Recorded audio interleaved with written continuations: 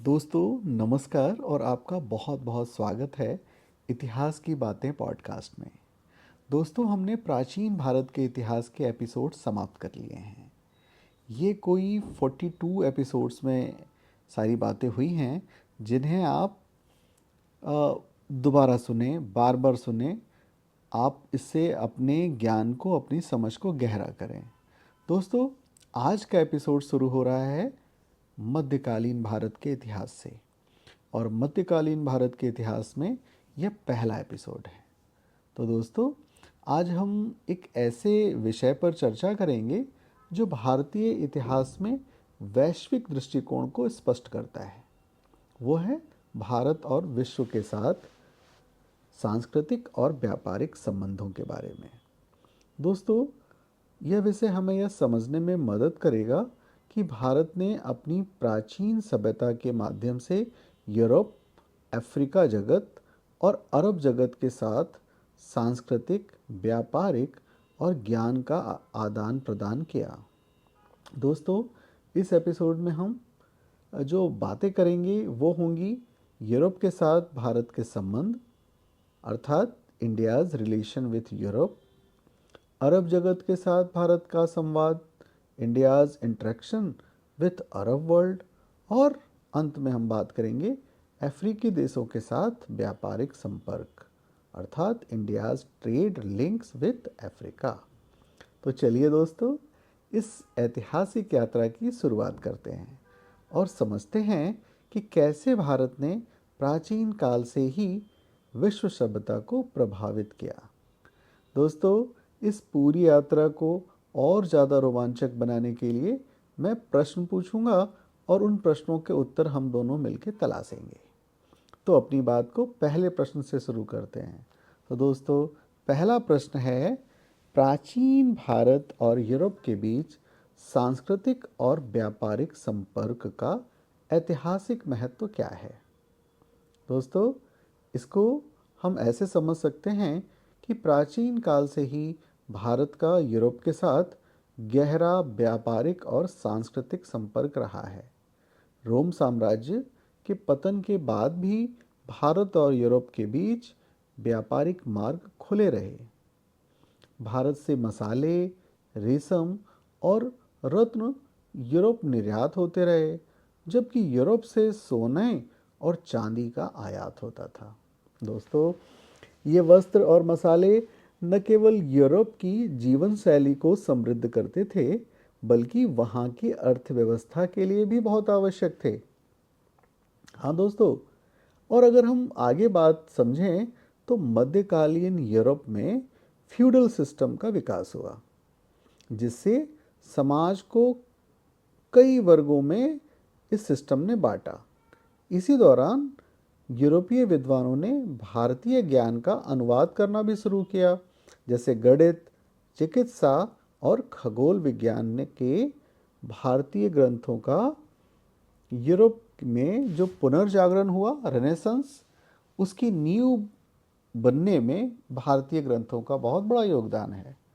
अगर मैं अपनी बात के लिए कुछ उदाहरण दूं तो जैसे आर्यभट्ट और ब्रह्मगुप्त के कार्यों का प्रभाव यूरोपीय खगोल विज्ञान पर बहुत गहरा पड़ा। दोस्तों इसके अलावा यूरोपीय यात्री जैसे मार्को पोलो ने भारत का दौरा किया और यहाँ की समृद्धि का वर्णन किया। उसके जो यात्रा वृत्तांत है ना, उसने यूरोपीय समाज में भारत के प्रति जिज्ञासा को बढ़ाया। तो दोस्तों पहला प्रश्न जुड़ा हुआ था यूरोप और भारत के सांस्कृतिक और व्यापारिक संबंधों के बारे में। दोस्तों अब हम अगले प्रश्न की तरफ बढ़ते हैं और नए उत्तर तलाशते हैं। यह प्रश्न है अरब जगत से। तो दोस्तों इसमें हम प्रश्न बना सकते हैं कि अरब जगत के साथ भारत के सांस्कृतिक और व्यापारिक संबंधों को का वर्णन करें। तो दोस्तों अरब जगत के साथ भारत का जो संवाद है ना, वो कुछ इस तरह से समझ सकते हैं कि 7वीं शताब्दी में इस्लाम के उदय के बाद भारत जो है वो अरब जगत के साथ एक महत्वपूर्ण रूप से जुड़ा। भारत और अरब देशों के बीच व्यापारिक और सांस्कृतिक संबंध बहुत मजबूत हुए। भारतीय व्यापारी और विद्वान बगदाद और अन्य जो अरब के शहर हैं वहाँ जाते थे। उन शहरों में भारतीय ज्ञान, विशेषकर गणित और चिकित्सा की अत्यधिक मांग थी। भारतीय गणितज्ञ थे, उनके जो कार्य हैं जैसे शून्य और दशमलव प्रणाली अरब दुनिया में बहुत लोकप्रिय हुई और बाद में अरब से यूरोप में पहुंची। अरब विद्वानों ने भारतीय गणित को अपनाया और उसे आगे बढ़ाया। भारतीय चिकित्सा ग्रंथ जैसे चरक संहिता और सुश्रुत संहिता का भी अरबी में अनुवाद किया गया। इन ग्रंथों ने अरब चिकित्सा प्रणाली को समृद्ध किया। दोस्तों, अरब व्यापारियों ने भारतीय मसाले, कपड़े और रत्नों का व्यापार किया।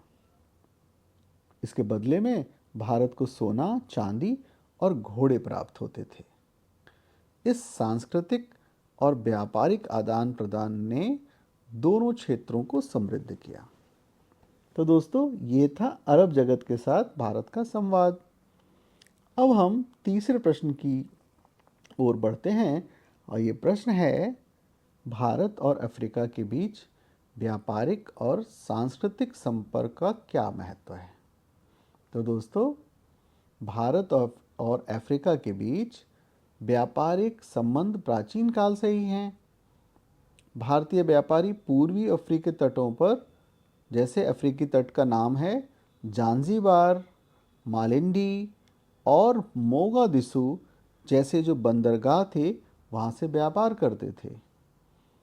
इन व्यापारिक संपर्कों ने दोनों क्षेत्रों के बीच सांस्कृतिक आदान प्रदान को बढ़ावा दिया। अरब व्यापारियों के माध्यम से अफ्रीका से सोना, हाथी दांत और गुलाम मतलब स्लेव्स भारत पहुंचते थे। इसके बदले में भारत से वस्त्र, मसाले और अन्य सामान निर्यात किए जाते थे। दोस्तों, अफ्रीकी सभ्यता, विशेषकर यूथोपिया ने भी भारतीय सांस्कृतिक प्रभाव को अपनाया। कई अफ्रीकी समाजों में भारतीय ग्रंथों और परंपराओं का प्रभाव देखा जा सकता है। यह प्रभाव कला, वास्तुकला और धार्मिक अनुष्ठानों में स्पष्ट रूप से देखा जा सकता है। तो दोस्तों, ये बात थी अफ्रीकी देशों के साथ व्यापारिक और सांस्कृतिक संबंध भारत के। तो दोस्तों, अगले प्रश्न की तरफ यात्रा करते हैं और ये प्रश्न है, भारतीय संस्कृति ने दक्षिण पूर्व एशिया और चीन पर क्या प्रभाव डाला। तो दोस्तों, इसकी तलाश करते हैं। दक्षिण पूर्व एशिया और चीन के साथ भारत के सांस्कृतिक संबंध।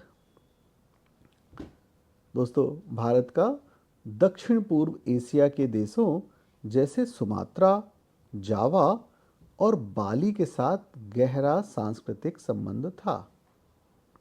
भारतीय व्यापारी और ब्राह्मण इन देशों में बस गए और भारतीय धर्म, भाषा और परंपरा का प्रसार किया। इन देशों में रामायण और महाभारत की कहानियां बहुत लोकप्रिय हुईं। चीन के साथ भी भारत के व्यापारिक और सांस्कृतिक संबंध थे। कई भारतीय भिक्षु और अन्य शहरों में जैसे कि कैंटन और दूसरे शहरों में जाकर बौद्ध धर्म का प्रचार करते थे। भारतीय ग्रंथों का चीनी भाषा में अनुवाद किया गया, जिससे चीनी समाज में गहरा प्रभाव पड़ा। तो दोस्तों, ये था भारतीय संस्कृति का दक्षिण पूर्व एशिया और चीन के साथ संबंध।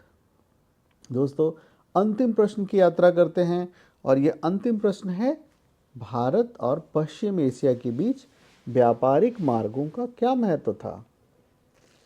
दोस्तों, भारत और पश्चिम एशिया के बीच व्यापारिक मार्गों ने दोनों देशों की अर्थव्यवस्था को समृद्ध किया। भारतीय व्यापारी ईरान, इराक और सीरिया में जाकर व्यापार करते थे। इन व्यापार मार्गों ने भारतीय मसालों, वस्त्रों और हस्तशिल्प को पश्चिम एशिया तक पहुंचाया। दोस्तों, इन मार्गों ने भारत को विश्व सभ्यता से जोड़ा और वैश्विक व्यापार में भारत की भूमिका को मजबूत किया। यह संपर्क भारतीय संस्कृति, भाषा और विज्ञान के प्रसार में बहुत सहायक रहा। तो दोस्तों, आज हमने जाना मध्यकालीन भारत के समय विश्व के अन्य देशों से क्या संपर्क थे। दोस्तों, भारतीय सभ्यता का प्रभाव केवल भारतीय उपमहाद्वीप तक सीमित नहीं था। भारत ने प्राचीन काल से ही यूरोप, अरब जगत, अफ्रीका और एशिया के अन्य देशों के साथ गहरे व्यापारिक और सांस्कृतिक संबंध स्थापित किए थे। इन संबंधों ने भारतीय संस्कृति को वैश्विक पहचान दिलाई। आज भी भारतीय संस्कृति के कई पहलू जैसे योग, आयुर्वेद और गणितीय अवधारणाएं विश्व में प्रसिद्ध हैं। यह हमें यह सिखाती हैं कि सांस्कृतिक और व्यापारिक संबंध समाजों को समृद्ध और शाश्वत बनाते हैं। तो दोस्तों, आज के इस एपिसोड में इतना ही। दोस्तों, प्रत्येक दिन आपको एक नया एपिसोड रात्रि 8 बजे मिलेगा इसी चैनल पर। इस चैनल को लाइक करें, सब्सक्राइब करें और मित्रों के साथ इसे बांटें। दोस्तों, अंत में मैं फिर याद दिला दूं, YouTube के कम्युनिटी सेक्शन में जाएं। आपको रोज़ नए प्रश्न मिलेंगे और नई नई बातें सीखने को मिलेंगी। फिलहाल धन्यवाद, शुक्रिया, गुड नाइट।